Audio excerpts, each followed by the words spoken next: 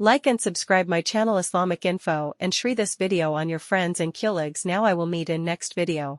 सवाल नंबर 81।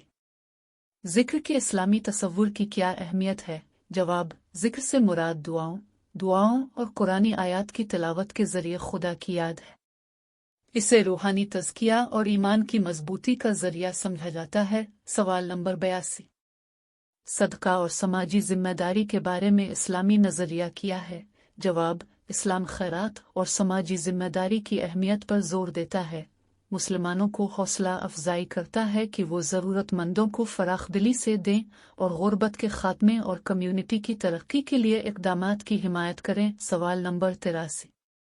इस्लामी महीने ज़ी अल क़दा की क्या अहमियत है? जवाब, ज़ी अल क़दा इस्लामी कमरी तक़वीम का 11वां महीना है और इस्लामी तालीमात में उसकी कोई ख़ास अहमियत नहीं है।